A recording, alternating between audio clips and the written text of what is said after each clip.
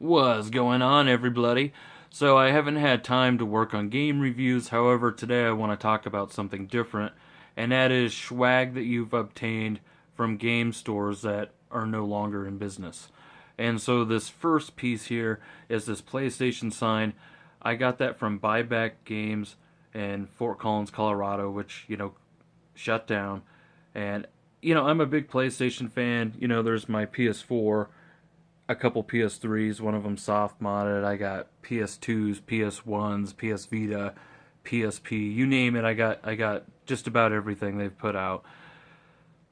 So that's awesome and everything, but it means more to me because I shopped at Buyback Games in Fort Collins, Colorado for over 20 years. And so Vic, the former manager, wanted it to go to somebody that, was like a loyal customer, somebody that would love it, somebody that would appreciate it, display it. And that person ended up being me.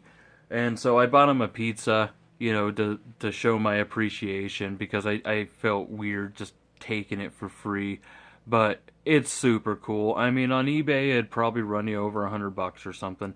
But, yeah, so a $10 pizza, whatever. Cool, here you go. It doesn't have a light or anything like that in it, but I really like it as is. I think it's really nice. And yeah, I'm honored to have it. I can tell you a cool story about that Buyback Game location. They actually moved locations after a while, but at their original location that I first went to, there was a guy there trying to sell an Atari 7800 and some games, and they couldn't take it in because at the time that kind of thing was like really worthless, and they didn't want to have to like hook it up and everything. And so I asked Vic, "Hey, is it cool if I offer the guy some money for it?" And he's like, "Yeah, absolutely, that's cool, go for it." And so I offered the guy $20. Like, well, I asked him, I was like, "Well, what are you looking to get for it?" And he was like, "Dude, I'd be happy with $20." I'm like, "Bam, $20." And roughly 20 years later, I still have that Atari 7800. It's AV composite modded now, and it works great. Love it. But yeah, Buyback Games of Fort Collins, Colorado. I will miss you.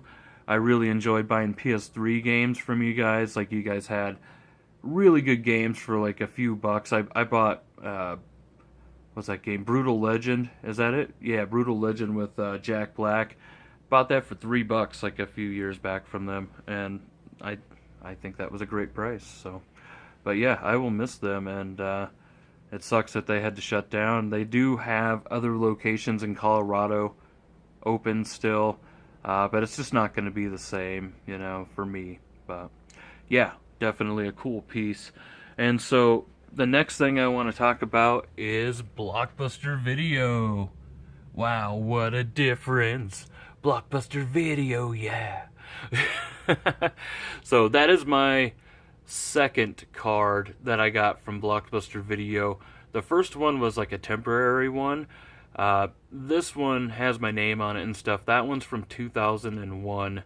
And I actually I remember and I miss Blockbuster because Friday night, that was the place to be. Like 1989 to like the mid 90s or so, that was like totally the place to go and check out games and rent videos and stuff.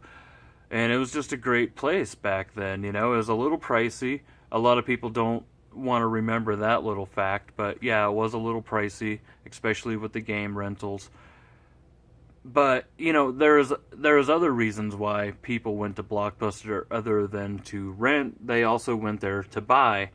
And I remember, and this is funny because it's totally different now, but back in the day, it used to be the last resort to get your games because they had a bunch of stickers and shit all over them. And plus, they're like dirty whores, right? They're, rented out for money all around town. And so they had, they had probably never been cleaned.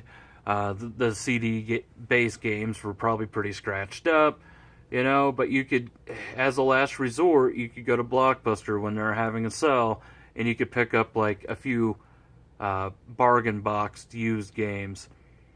and just kind of deal with the fact that they were covered with stickers. Like a lot of the PS2 games had stickers on them to the point that you couldn't take the sticker off because it covered the entire disc, and it had a lot of adhesive.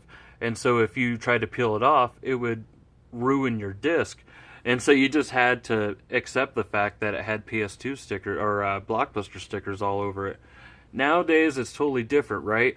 Nowadays, people look at it and say, well, that adds to the game's story. Okay, so it's the story of a game that was bought by a corporation that rented it out, that probably never cleaned it, and then eventually liquidated it. That's not a very good story. I don't know. Whatever though. And so nowadays, most people like to leave the stickers on when acceptable. It's different. It is different. But I do miss Blockbuster, and I do have some good memories of Blockbuster. And so this last piece that I want to show is a PlayStation Plus PS4 advertisement. And it's actually printed on some really high quality vinyl, like really high quality material. That came from Toys R Us. And so basically I went in, wanted to, see what the store had to offer in its final days, and also in Fort Collins, Colorado. And this was like pretty much the last game related advertisement that I could find. There was one other Sony one that an employee already had, dibs on. So I asked around, and basically the general consensus was that I could have it. And they were trying to figure out, what they should charge me for it, but they couldn't figure it out. And so one of the managers was like, "It's cool, man. Just roll it up and take it home with you." I was like, "All right, cool." And so it doesn't actually say Toys R Us on it, but I think it's pretty damn cool, Like I like that it's a PS4 advertisement. I have PlayStation Plus, I have all these things.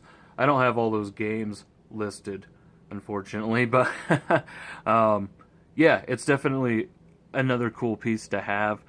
And my opinion of Toys R Us differs than a lot of people that I hear. A lot of people still hold Toys R Us in high regards. I don't. I remember it kind of not being as good in like the 90s, especially like the mid 90s. I remember when Babies R Us became a thing, and my thoughts were kind of like, well, that's stupid because now all that's just baby shit instead of cool stuff, cool toys, action figures, and video games and stuff that I like. And plus, I don't have kids of my own, and I didn't have kids back then either. And so, yeah, I didn't like Babies R Us. I thought that was a bad move for them. And I also didn't like how pricey they were. And a lot of people don't remember that fact that Toys R Us was expensive. And that's why a lot of people went to KB Toys instead. And KB Toys was most of their locations were in the mall, which means usually stores in the mall, they charge more money, or they used to back in the day, but they were still cheaper than Toys R Us. And so when Walmart and Target and different department stores became more of a thing, it was just easier and cheaper to buy the toys in department stores and the video games in department stores.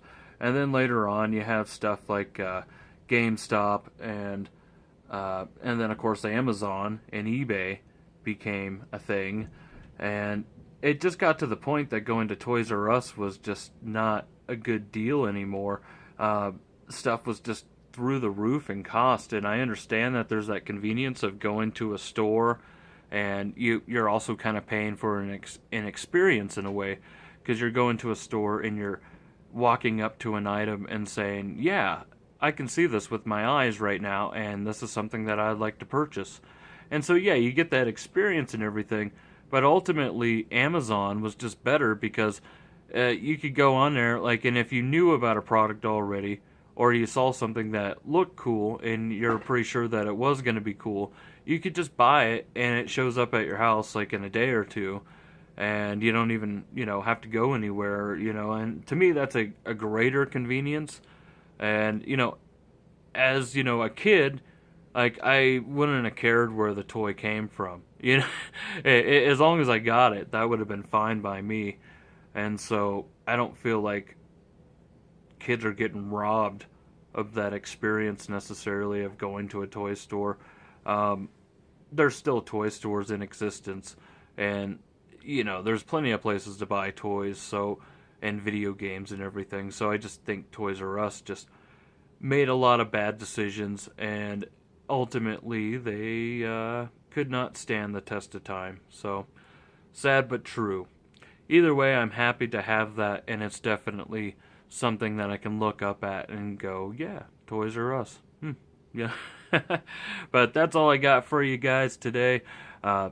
Toys R Us, Blockbuster, and buyback games. So if you guys have any interesting stories or want to show off some swag, that you have from game stores that are no longer in business, please leave it as a video response, or just talk about it in the comments section.